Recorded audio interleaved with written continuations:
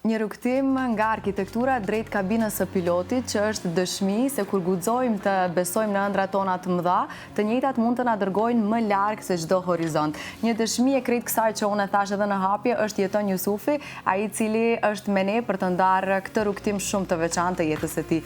Jeton, faleminderit shumë që je me ne sot, faleminderit që ndave pak kohë, sepse e di që kur je në Shkup qëndron vetëm për pak ditë dhe vazhdon punët e tua në Turqi, kështu që faleminderit që je me ne. Faleminderit për juve, është kënaqësi të jem mysafiri juaj këtë ditë. Dhe faleminderit që na respektove erdhe me këtë veshje.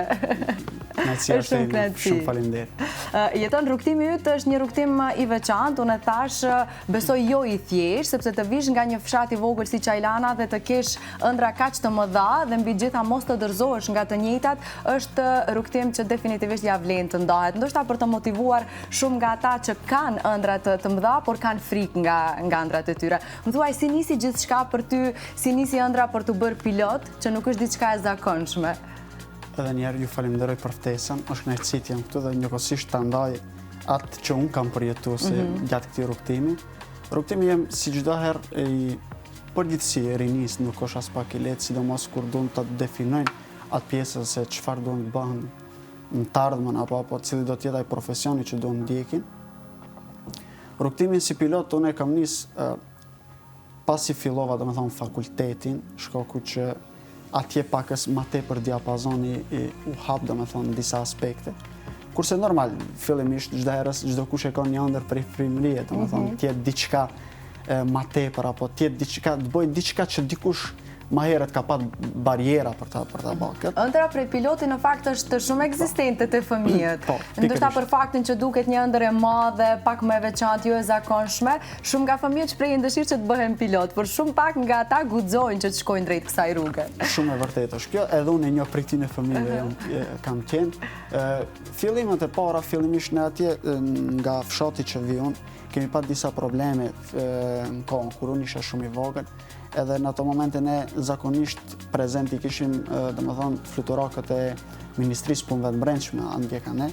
Edhe zakonisht çdo herës kur i shifshim ato atje, ajo ndjenja ishte që si me thon çfarë janë këto. Domethënë ne zakonisht aty nuk e dishim që emri i tyre është pilot, por zakonisht ne mendoshim që ato janë disa në thojza me thon vozicë të asaj fluturake.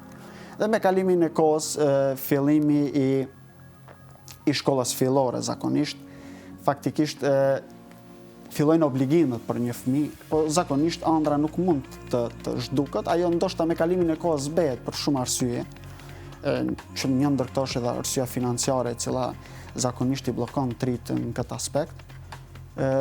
Pasi fillimit shkollës fillore, pastaj shkollën e mesme, domethënë pakës nga ajo pjesa e mbylltur me thonë e fshatit, zbret pak më tepër në qytet edhe pak më tepër shef, njoftosh me kultura të reja. Edhe në ato momente në shkollën e mesme, si ëndër çdo herë u kanë kjo, edhe çdo herës kur kishim ndonjë projekt apo diçka, ne automatikisht ajo që ishte para u dufte ta lidhim diçka me këtë fushë. Edhe pas asaj, domethënë, me kalimin e kohës, fillova fakultetin për inxhinierin ndërtimi. Pasi fillova fakultetin e inxhinierisë ndërtimit, njëkohësisht më tepër njeh figura të reja, njeh njerëztri, por njëkohësisht ke edhe mundësi me dikon ta ndajsh këtë. Shkaku që për mendimin tim vjen deri në ato momente që mundesh me ja tregu dikujt atje, i cili dhe në rast se ja tregon një ide apo një dëshirë kaq të madhe, nuk do të jetë ai i cili do t'ju vendos bariera juve, apo faktikisht edhe do t'ju demoralizon për këtë çështje. Kemi prirje ne si shoqëri që njerëzit të cilët kanë ëndra të mëdha t'i dekurajojmë, ndoshta për faktin që jetojmë në një vend të tillë që na duket se profesione të tilla janë pak problematike që të ushtrohen në vendin tonë. Në rrugtimin tënd e ke pas ti këtë qoftë nga rreti, nga shoqëria, nga miqtë tu? Kjo çdo herë o shkon prezente, çdo herë, domethënë faktikisht nga shoqëria fatmirësisht jo, por ajo që ka qenë domethënë shkon nga rrethi i ngushtë, shkaku që ato çdo herës kur nisën diçka me bë diçka të madhe, çdo herës ajo është frika e dështimit. Jo ako më ndodh kjo që ti e ke nis. Edhe për këtë arsye çdo herës, edhe muj me thonë më një anë tjetër edhe mirë kuptohet ajo. Shkaku që edhe ato ndoshta kanë drejt për këtë çështje. Pas asaj, domethënë, pasi fillova fakultetin, njoftosh me kultura të reja, edhe njoftimi i parë me aeronautikën, apo njoftimi i parë me një fluturak ku kam te aeroporti sportiv në Stenkovec, domethënë atje pash një fluturake. Edhe për çudi merr ajo që thash edhe këtu kjo si ëndër mund të realizohet. Edhe pas asaj njëkohësisht destinacioni i parë ishte atje, domethënë të marr disa informacione normal, shkaku se sjellë çka mujm me bë në Republikën e Maqedonisë së Veriut. Me njoftimin e parë që po ta rasti njoftohem me personat kompetent të atij Euroklubi, më thënë që momentalisht në Republikën e Maqedonisë së Veriut organizatat cilat janë të licencuar nga Republika e Maqedonisë së Veriut nuk ofrojnë një trajnim profesional, domethënë për të shkuar deri në ëndrrën e një piloti profesionist. Edhe pas asaj faktikisht pakës ajo bariera fillon edhe zbehet ajo ëndra edhe më tepër, por njëkohësisht kurse sa i përket në rast se doni një licencë private të fluturimeve, atë mund ta merrni thënë Maqedoni, por edhe ajo kishte një kosto goxha të madhe financiare, që njëkohësisht është si barë për ju si person, po edhe për familje.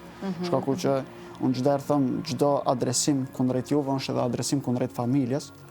Edhe normal ajo ëndra zbehet, por njëkohësisht aty mundova të mledh informacione se ku mundet apo në cilën derë mund të trokas, domethënë ta ndjeki këtë ëndër. Të gjeje një mundësi ndoshta që nuk do ta vështirësonte ty, por nga ana tjetër do të mundsonte që ti futesh e këtij rrugtimi kësaj ëndre. Po, patjetër, edhe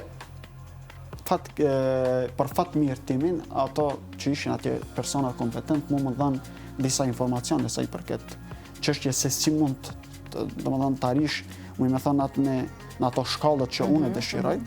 Edhe pas asaj unë rash në kontakt domethënë me disa zyrtar të Republikës Turqisë, edhe njëkohësisht atje fillova të mledh informacione se si dhe pse.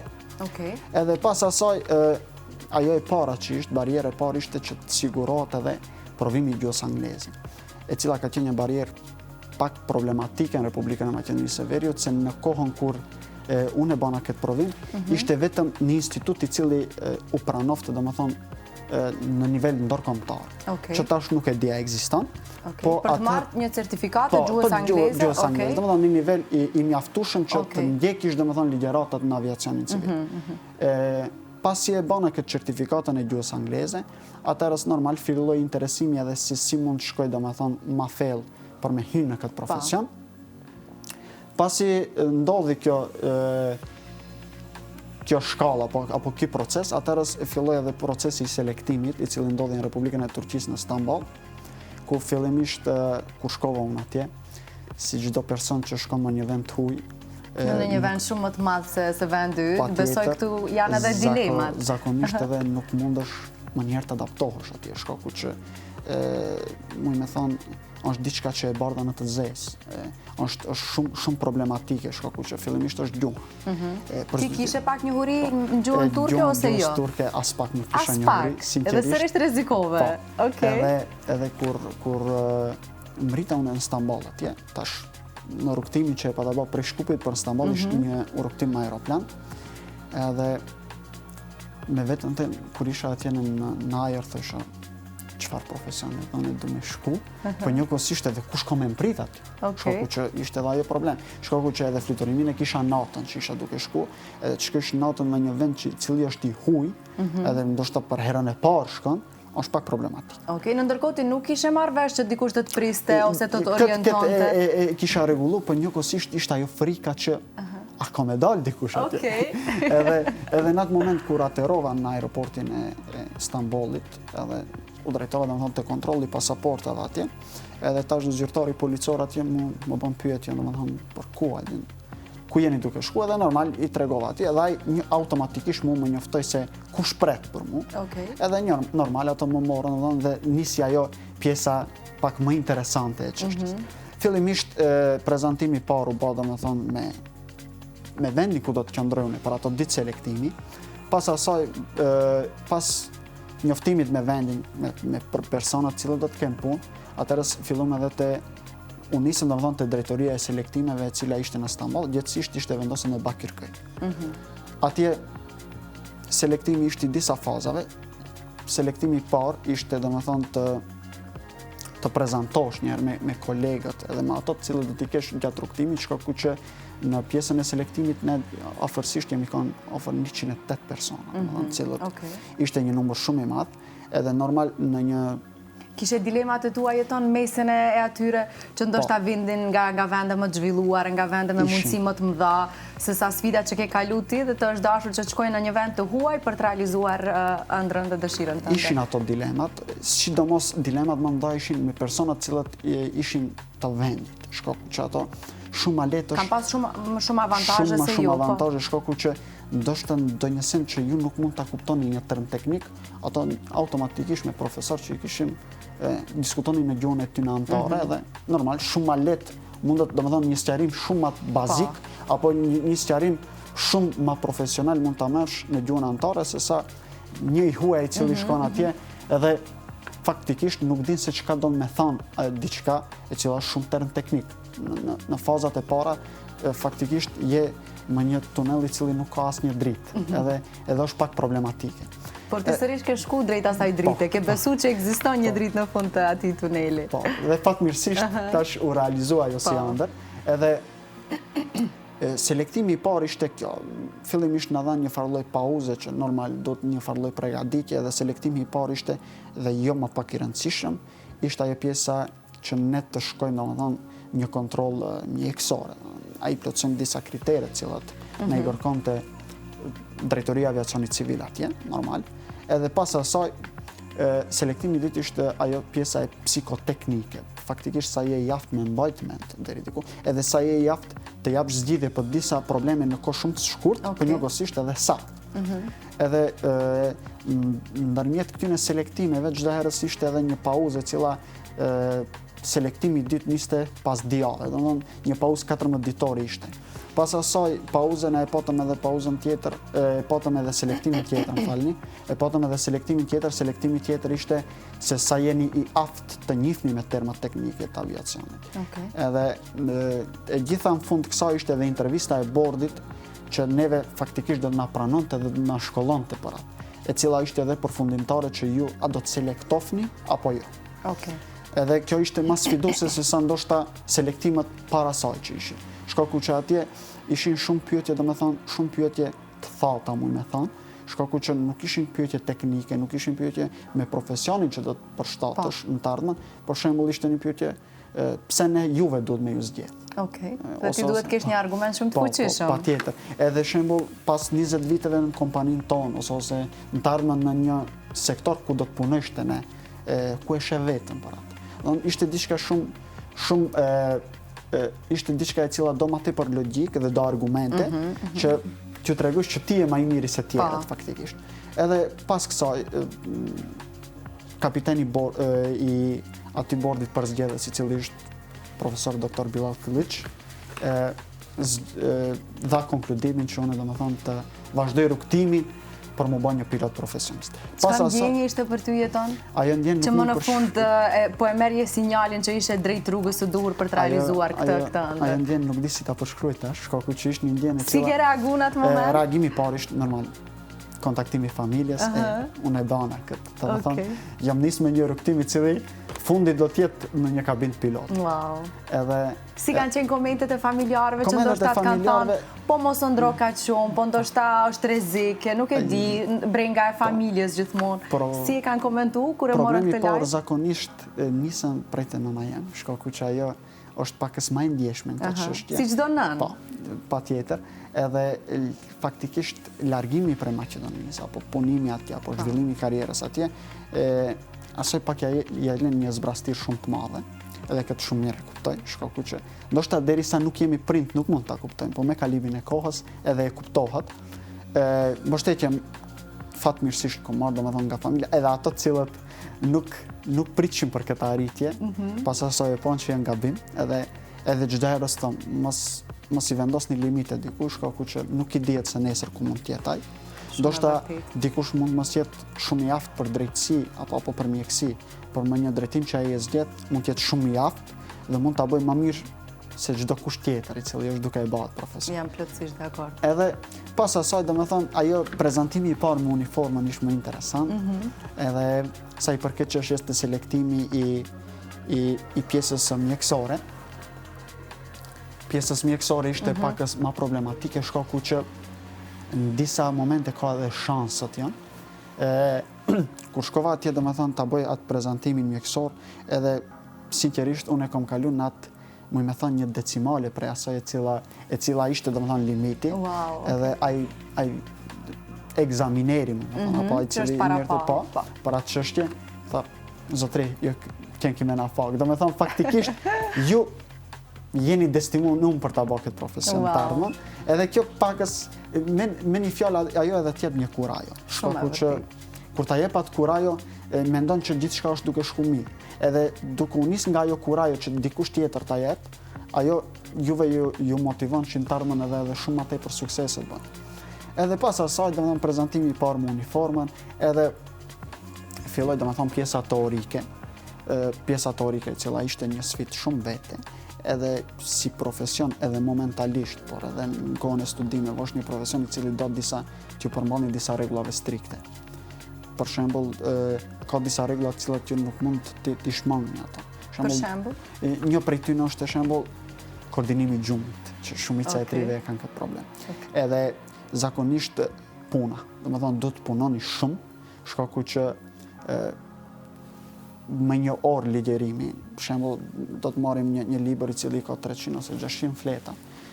Profesori nuk e ka atë, apo instruktori nuk e ka atë luks, me thonë, që juve prej secilit të ndalet dhe t'i spjegon. Ai spjegon njëkohësisht gjitha dhe ju nuk mund, unë çdo herë se kam thënë, nuk mund ju nga ajo e cila i spjegon profesori apo instruktori fluturimeve, ju ta merrni atë vetëm dhe mbaroj. Ju do të edhe bëni një kërkim shtesë prej asaj. Edhe koordinimi i gjumit është problematika, njëkohësisht anës tjetër është edhe pakës kur jeton ndoshta larg edhe familjes në të ardhmen, kur bën një aviator profesionist, shumë sende varet edhe për juve, për shembull, për kujdesja për uniformën, e cila është një rregull strikte. Njëkohësisht për kujdesja për dukjen e juve. Ka disa kritere se si duhet dukni. Njëkohësisht prezantimi me uniformë, si duhet jetë. Edhe këto ne çdo herë në rast se nga secila prej tyre ju merrni një pikë negative apo një poen negative, me kalimin e kohës ju edhe ndoshta mund të keni probleme të vazhdoni punën në atë kompani apo në kompani tjera. Shkaku që në rast se merrni një pikë negative dhe ajo ju jepet si një farë dosje, atëherë është edhe pak problematike për kompani tjera, shkaku që asnjë kompani, ndoshta edhe unë nëse jam një prej tyre, nuk e kisha pranuar dikon i cili ka një dosje jo të mirë disipline. Është një profesion i cili don një disiplinë shumë trept, mund me thënë një disiplinë ushtarake, shkaku që ne kur ishim pjesën e provimeve, shkaku që provimet gjitha jepshim në Stamboll, në drejtorinë e aviacionit civil, në kampusin e drejtorisë aviacionit civil, shumica e profesorëve kur ishim në atë pjesë, thonin që ju jeni tash me një moshë të rritur. Mos pritni prej neve me ju thonë kap libër mëso. Ti faktikisht je këtu për me mësu, edhe e dim për çka ka. Domethënë mos e prit këtë si zakonisht domethënë te familjet tona shqiptare, fëmijëve i thonë merrem mëso, shkaku që nesër kimë pat probleme apo diçka tjetër.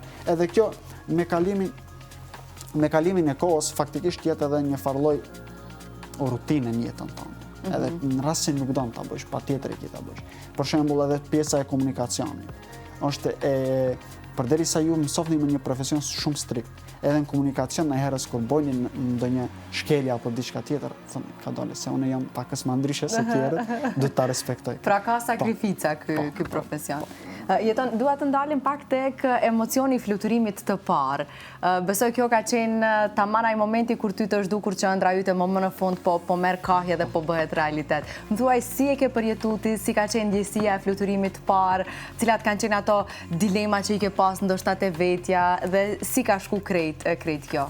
Këto fluturimi i parë, i cili domethënë fluturimin e parë unë e kam zhvilluar prej qytetin e Izmirit.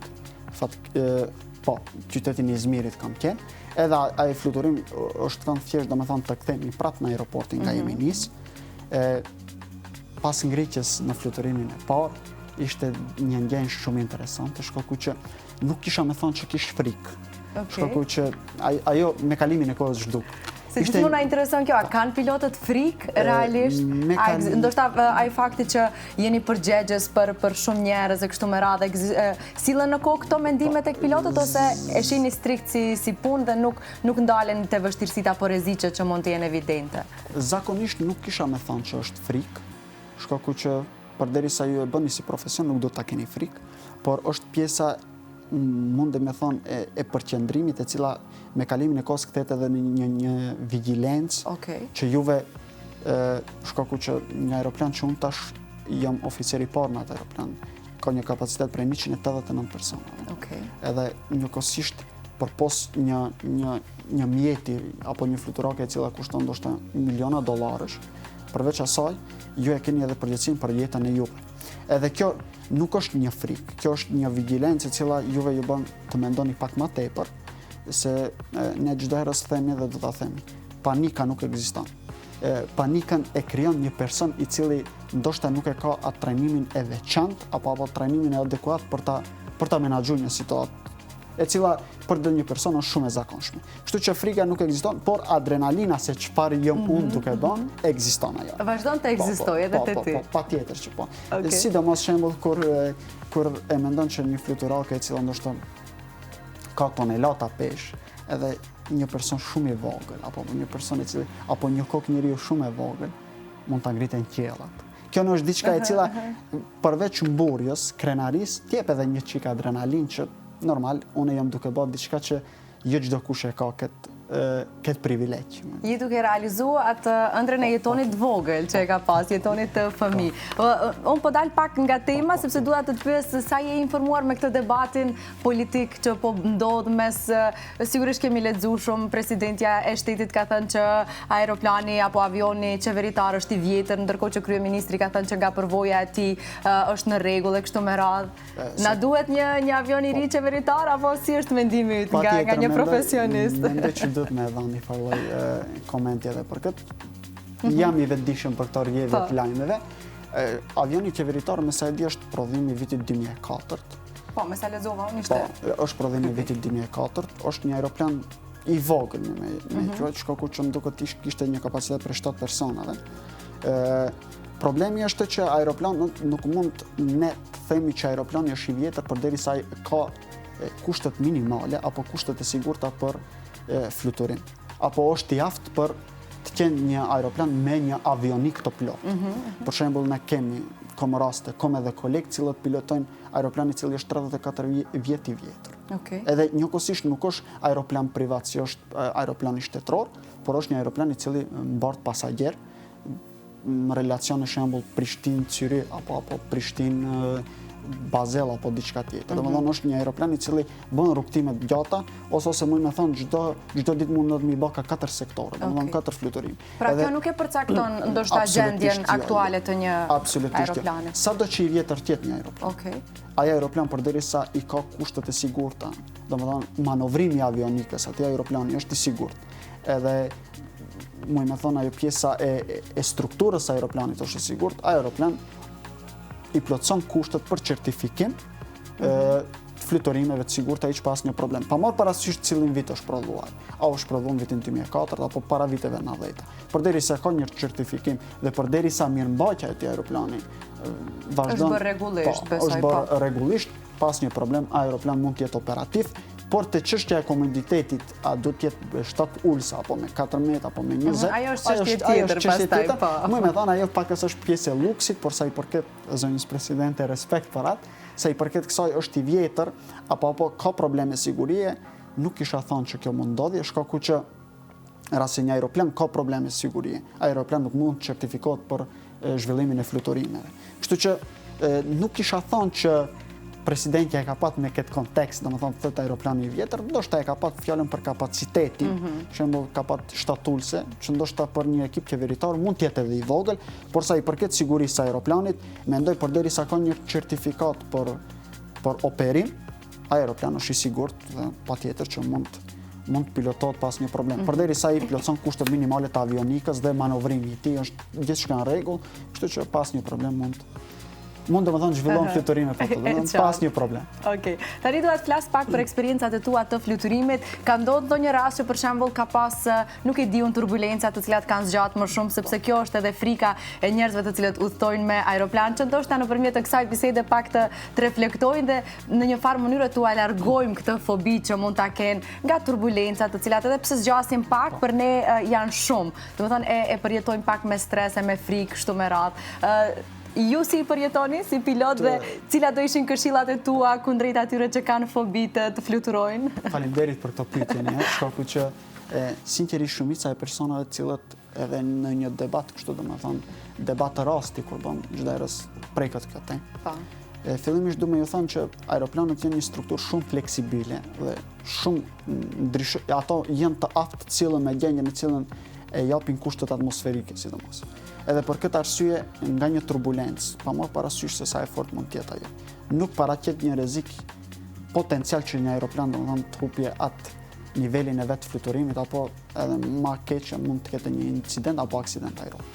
Kjo njerëz duhet largohet si frikë, shkaku që një turbulencë deri sot nuk ka një statistik sakt që ka qenë ndikimi kryesor për atë aeroplan. Normal, kushtet atmosferike kemi, në ngërshanët e erës që në aeroportin e Shkupit paraqiten zakonisht në pjesën e ndryshimit të fillimit të vjeshtës. Ajo është një ndryshim tjetër atmosferik, që zakonisht ne si pilot nuk e marrim atë autorizim apo atë frikë apo atë rrezik që ta aterojmë ato momente. Kurse sa i përket çështjes së turbulencave, ne si ekipi fluturimit ne e përjetojmë shumë lehtë, shkaku që e dim se çfarë është ajo, por për pasagerët e thjeshtë ajo turbulenca, sidomos ato turbulenca të cilat domethënë aeroplani humb atë aftësinë e ndetjes në ajër, shkaku që në mjegulla, përderisa hyn në mjegulla, në disa pjesë ka mungesë të ajrit, edhe si pasojë e kësaj aeroplani domethënë fillon humbjen e lartësive. Me humbjen e lartësive automatikisht te pasagerët është një frikë se në thojza në ram apo diçka tjetër.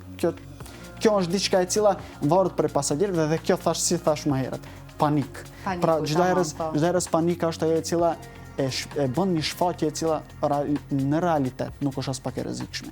Por me një aeroplan i cili merr shembull 100 persona apo 200 persona, nëse një person e bën këtë panik, edhe tjerët cilët nuk e njohin si profesion, apo tjerët cilët kanë shumë pak informacione në lidhje me si reagon vetë struktura e aeroplanit, ato automatikisht i japin mbështetje atij dhe kështu që bëhet thojza një farë lloj kaosi brenda aeroplanit që zakonisht edhe ekipët e fluturimeve, por njëkohësisht edhe ato të cilët janë në pjesën e kabinës, janë trajnuar që të menaxhojnë këto, edhe çdo herës këtë them, ato të cilët merren me shërbimin ndaj juve, ato nuk janë atje vetëm për me ju shërby juve për pije apo për ushqim, ato janë atje edhe për sigurinë juve që nga pika A në pikën B një aeroplan të arrijë sigurt dhe mirë. Se ne asnjëherës nuk bëjmë gara, domethënë kush do të arrijë më shpejt, po ne çdo herës prioriteti jonë është nga pika A në pikën B të shkojmë sigurt dhe njëkohësisht kthehemi sigurt. E qartë, okej. Aktualisht në kompaninë në të cilën ti je duke punuar, cilat janë destinacionet? Është Turqia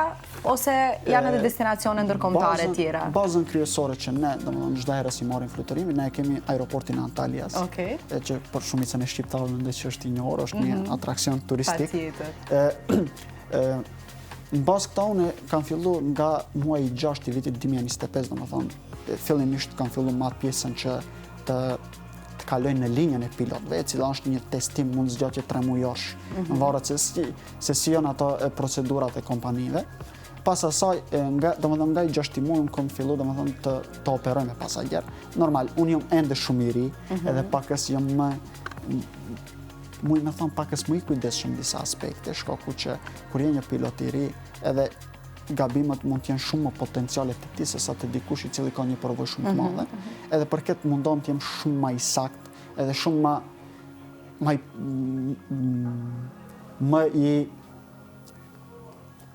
i fokusuar më i fokusuar në atë pjesën se çfarë do të bëj. Edhe më i kujdesshëm normalisht. Edhe për këtë arsye Destinacionet që unë më tepër i kom frekuentu është pjesa e Europës, për shembull. Kom pat në pjesën e më tepër, për shembull, pjesën e Gjermanisë ne kemi si destinacion, më thonë cilën brenda këtyne muajve prej 6 muaj që i kom pat afër se 32 fluturime vetëm në pjesën pjesën e Gjermanisë i kam opru. Por edhe pjesën e Austrisë, pjesën e Azisë, kom disa fluturime, për shembull edhe brenda Turqisë kom, për shembull aeroportin e Diyarbakir, Mersin, po njëkohësisht edhe në aeroportin e Kairos, Abu Dhabi, kom pas disa fluturime.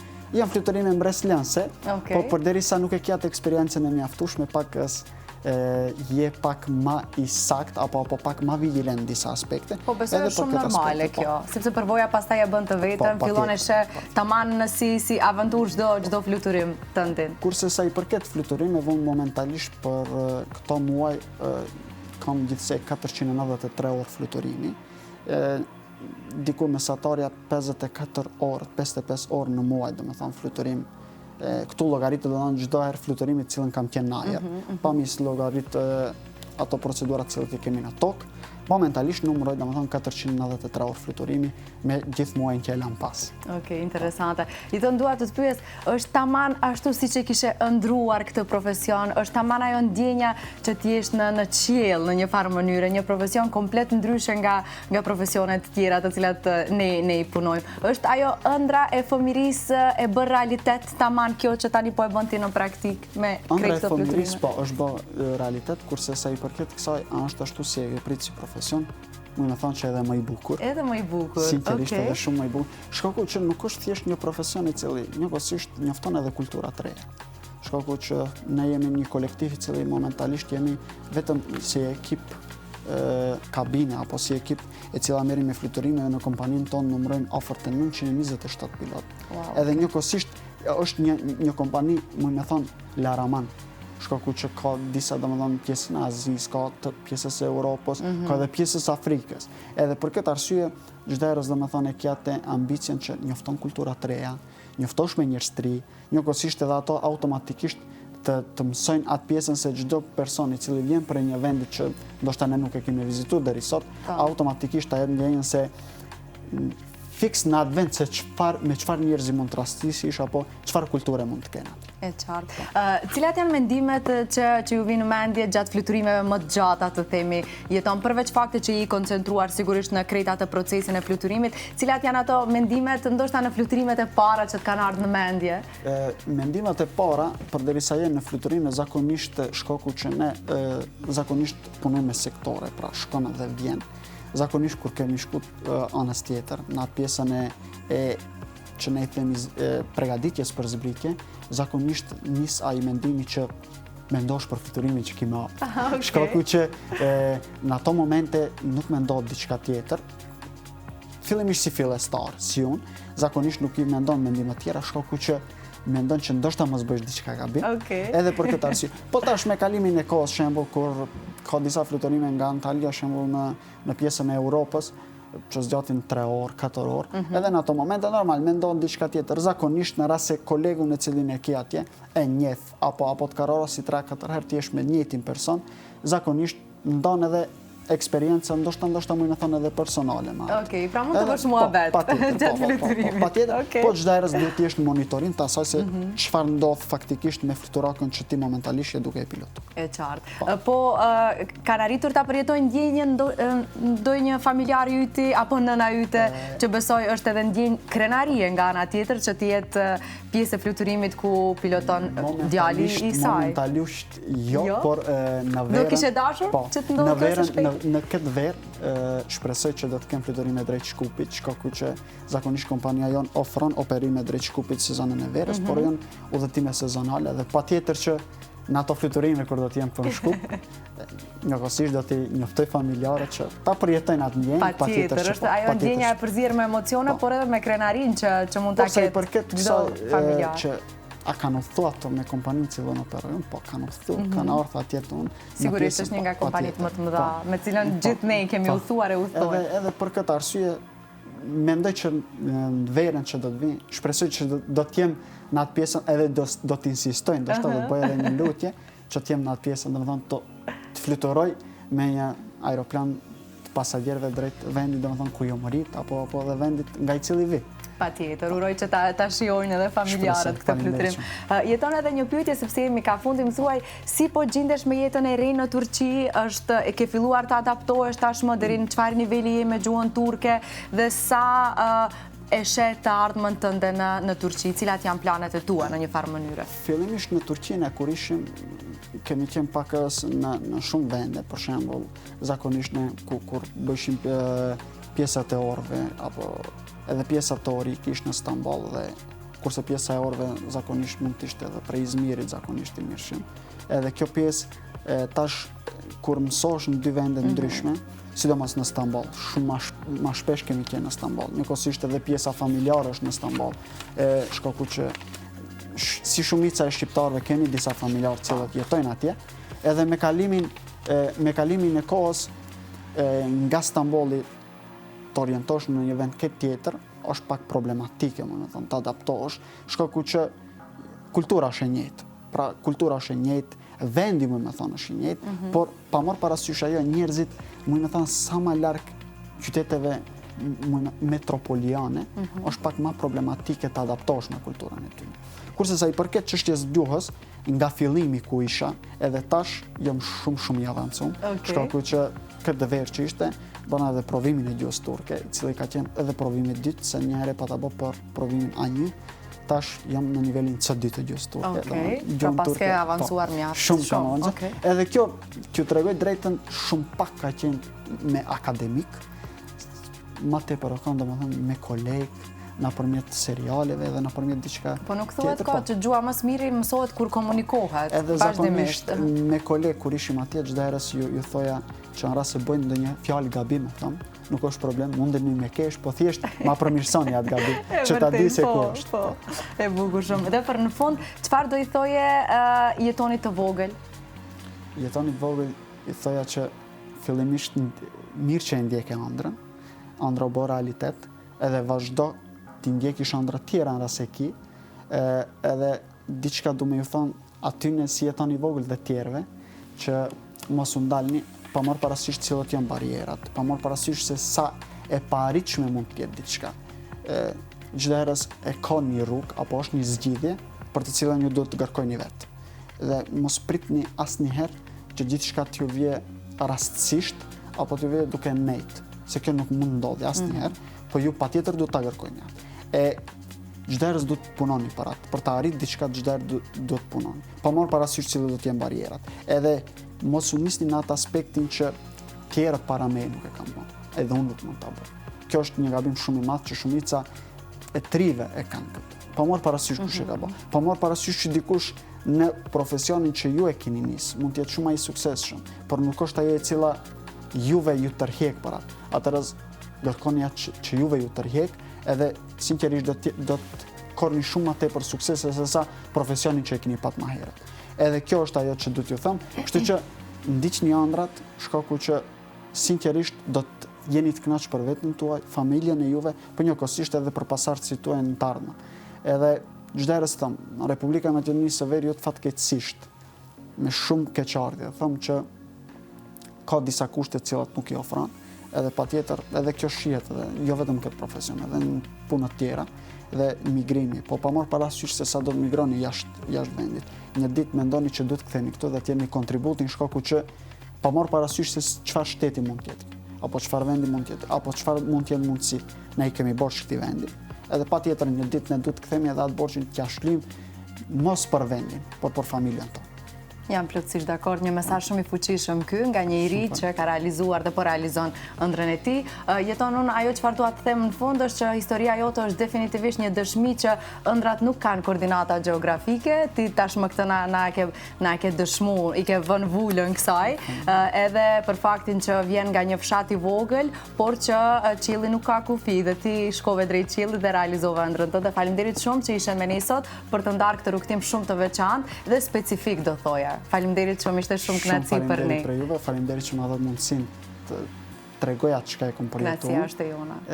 Shpresoj që do të takohemi përsëri. Faleminderit njëkohësisht gjithë besimtarëve musliman. Shumë faleminderit. Ju uroj muajin e shetë Ramazanit, paqja dhe mëshira e Zotit qoftë mbi ta. Shumë faleminderit. Edhe për ju agjërim të pranuar e Ramazan të mbarë të lejtë. Faleminderit shumë. Pas kësaj bisede shumë të bukur, jam e sigurt nga ana tjetër që ka qenë edhe motiv dhe inspirim. Unë ka kohë që insistoja ta kem jetonin në studio, sepse sigurisht me vite e kam ditë rrugtimin e tij, që nuk ka qenë i thjeshtë dhe më e bukura dhe finalja ishte që u realizua e njëjta. Unë ju falenderoj për vëmendjen tuaj, si gjithmonë edhe sot falenderoj Brendin Mango për veshjet e mia, ndërkaq nesër ju lë takim me kolegen time Ilmien, sigurisht agjërim të pranuar, meqense sigurisht ka kaluar edhe koha e iftarit dhe ne takohemi nesër. Mirëmbëjtje.